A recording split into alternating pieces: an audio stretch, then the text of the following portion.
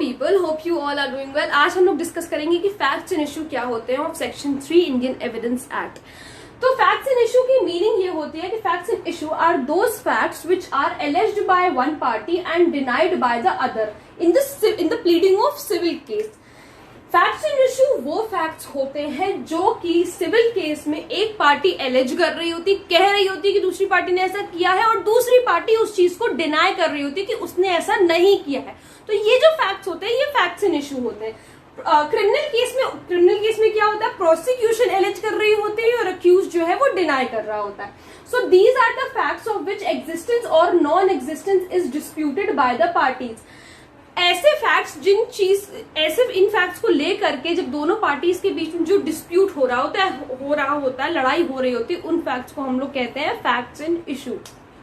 ठीक है, तो facts which are in dispute in are facts and issue. जो फैक्ट्स डिस्प्यूट में होते हैं, जिन फैक्ट्स को लेकर के, फिर से वही बात है, जिन फैक्ट्स को लेकर के दोनों पार्टीज के बीच में लड़ाई हो रही होती है, उन्हें हम लोग कहते हैं फैक्ट्स एंड इशू। अब इसे ये जो एलेज्ड और डिनाइड का जो कॉन्सेप्ट है, इसे हम लोग एग्जाम्पल समझते हैं। सबसे पहले सिविल सूट का एग्जाम्पल ले लेते हैं। ये एक्स है, ये वाई है, ठीक है।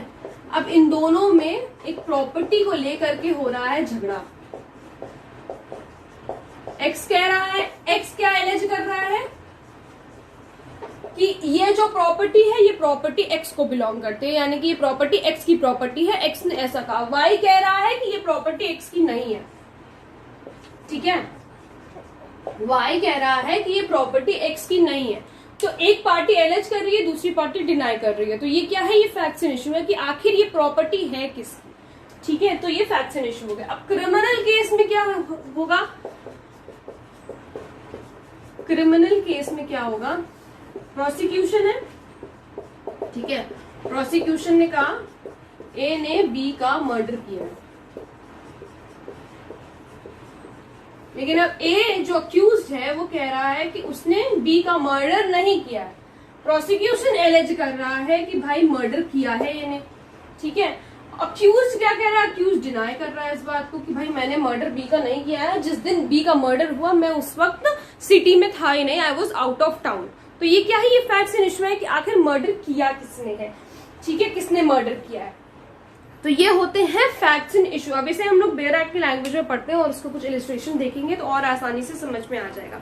देखो, facts and issue, the expression facts and issue means and include any fact from which either by itself or in connection with other facts the existence, non-existence, nature or extent of any right, liability or disability asserted or denied in any suit or proceeding necessarily follows। ये मैंने आप लोगों को बता दिया, यही same चीज इसमें लिखी हुई है। इसके इलस्ट्रेशंस देखते हैं कि A is accused of the murder of B, यानी कि A को accused किया गया है B के मर्डर के लिए, ठीक है। अब at his trial the following facts may be in issue. अब जब उसका ट्रायल हो रहा है तो कौन से फैक्ट्स इशू में होंगे, तो वो कौन से फैक्ट होंगे कि दैट ए कॉज्ड बी's डेथ, की ए ने बी की डेथ कॉज करी है। एक तो ये फैक्ट इन इशू है, ठीक है। दूसरा क्या है, that A intended to cause बी's डेथ। अब ऑब्वियस सी बात है, अगर क्रिमिनल केस है, मर्डर का केस है, तो उसमें क्या है, इंटेंशन देखी जाएगी। सबसे पहले इंटेंशन भी तो देखी जाएगी ना भाई, कि हुआ है कि नहीं, मतलब उसका इंटेंशन था मारने का कि नहीं था। दूसरा फैक्ट इन इशू क्या है कि ए ने क्या ए ने इंटेंट की बी की डेथ, ठीक है। इंटेंट की, उसकी इंटेंशन थी उसको मारने की, या फिर अनसाउंडनेस ऑफ माइंड की वजह से ऐसा हुआ, एक्सीडेंटली ऐसा हुआ। तो ये सारी चीजें भी देखी जाएंगी। तो ये सारी चीजें क्या है, ये भी फैक्ट इन इशू है, ठीक है। That A had received grave and sudden provocation from B. अब क्या ए ने रिसीव किया सडन और ग्रेव प्रोवोकेशन बी की तरफ से, मतलब कि बी ने कुछ ऐसा किया जिसकी वजह से, ये भी तो एक फैक्ट इन इशू हो सकता है ना, कि बी ने कुछ ऐसा किया जिसकी वजह से ए ने उसका मर्डर कॉज किया, ए ने उसका मर्डर किया। तो ये सारी चीजें फैक्ट इन इशू होती हैं। जिन फैक्ट को लेकर के दोनों पार्टीज लड़ रही होती हैं आपस में, उन्हें हम लोग फैक्ट इन इशू कहते हैं। अगर हम लोग सिंपल वर्ड में समझने की कोशिश करें तो ये बहुत ही सिंपल तरीके से मैंने लिखा है कि facts which are in dispute are facts in issue, ठीक है। तो आई होप आप लोगों को ये समझ में आ गया होगा कि फैक्ट्स इन इशू का मतलब क्या होता है। अगर कोई प्रॉब्लम हो तो please let me know in the comment section, और अगर आप लोग किसी टॉपिक पे वीडियो देखना चाहते हैं तो वो भी प्लीज मुझे जरूर बताइएगा। Thank you so much.